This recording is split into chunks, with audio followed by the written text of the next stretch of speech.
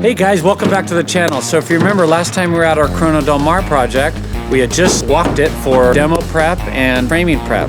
Let's go in and take a look and see how the team's doing.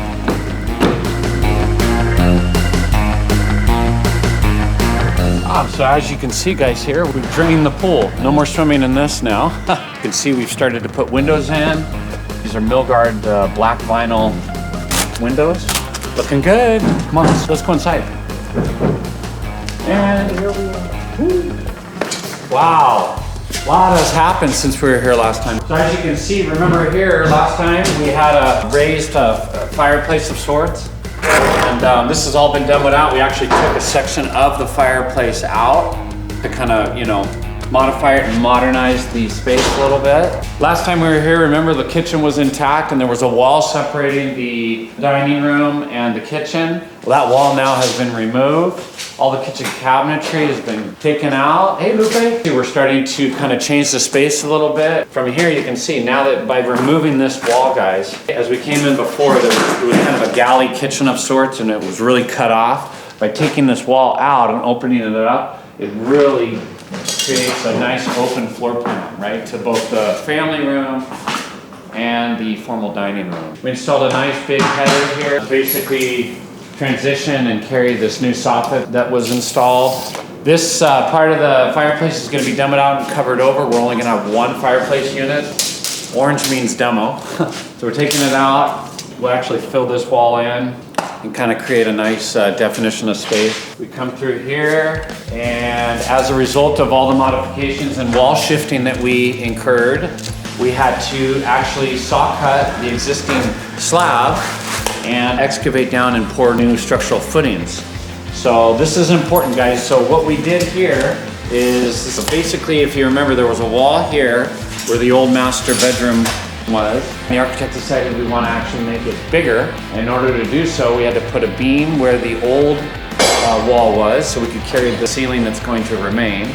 And the new wall, which is plus or minus right here, we had to actually dig down, excavate down into the earth, and we will be pouring concrete. We reinforced it with rebar. This is 1/2-inch diameter rebar that you can see is spaced. We actually drilled into the existing slab and anchored the new rebar with what we call epoxy. These bolts right here, these are called anchor bolts, and these actually go down into the concrete, and then once the concrete cures and is poured, we anchor our sill plate, our wall framing basically, to these bolts. And if there's an earthquake or any movement in the house, it actually holds the wall in place, right? So we've got a nice big long footing here, you can see. You pan back over here, you got a nice footing here. This whole section ties in. We've got a pad right here, right? They call this a pad footing. This is going to be filled with concrete in order to carry a post that's going to basically carry this new beam that we placed. So concrete reinforcement, wall shifting, it's all part of the remodel process. You can see now in here, guys, this is where the old master bathroom was. Before we had that old, I think it was a nice yellow bathroom. That's no longer. So we moved this wall out, the old vanity wall where the sinks were and the cabinetry got shifted. So we went that way with the master bedroom wall and this way with the master bathroom wall. So same thing here, you can see. We tied in and we have a new structural concrete footing that's going to be poured and then a new wall placed on top of it to basically carry and hold any movement and lateral support. So let's take a look at the master bath now as we move into to see the transformation. So no more tub. You can see this has all been redone. So you can see the old drain was right there. Everything has been relocated now. This becomes a new walk-in shower, so to speak. We've got our new Milgard frosted for privacy window installed. But yeah, everything's looking good. So the next step here, guys, is to obviously rough in our new drain location from here and tie it into the existing, which is over here. And then we would route our utility, water, any electrical overhead, and then we're ready to basically hot mop, which is a waterproofing method on the shower, and then lap and scratch and brown and install the tile. So it doesn't happen quite that fast, but we're moving towards that direction. So it's looking good. Let's go take a look at the other bathroom. And as you can see in this bathroom, guys, layout didn't change a whole lot. It was a complete gut, right? So remember we had the old shower that was right here. I'm sorry, the shower was here.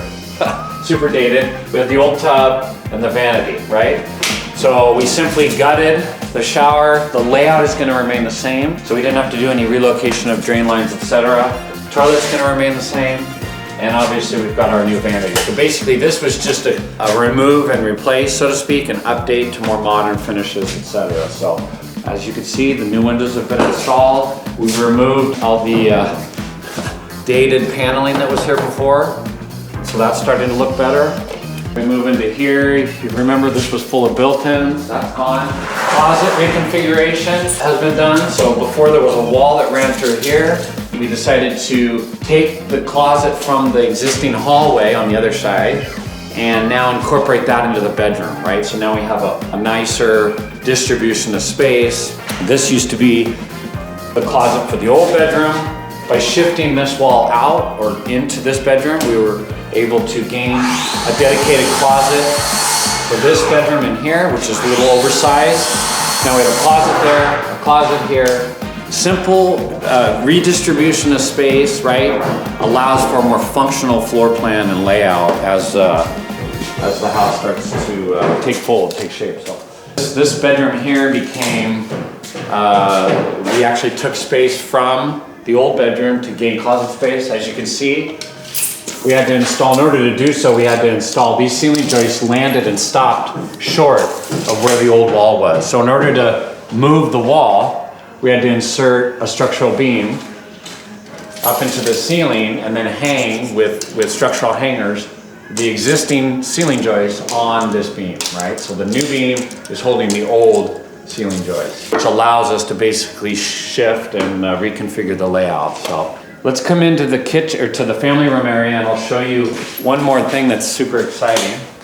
So part of the process, and we'll take you out front to show you, but part of the process of demoing the old areas of the house and starting new was the roof tile, right? So we had to replace the roof tile and update it with a more modern finish. In the process of doing so, we uncovered that the existing roof had what we call space sheathing, and that unfortunately would not be sufficient enough to hold the new roof tile that we were going to be installing. So as a result of that, we had to resheet the entire roof. So the team is in the process of doing so.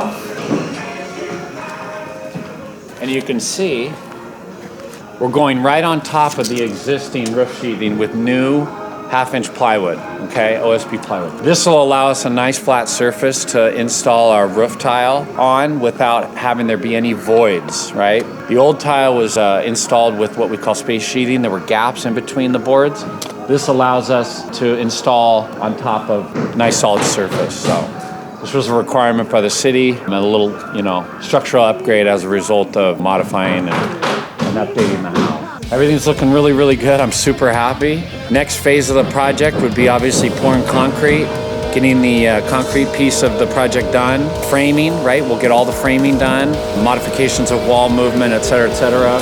Obviously finish the roof, and then we start our roughing for utilities. So it'll be electrical, plumbing, HVAC, air conditioning, cooling system, any fire sprinkler editing that we have to do if there is any, and then insulation and drywall. So that's kind of the next phase. I'm really happy with how everything's turning out.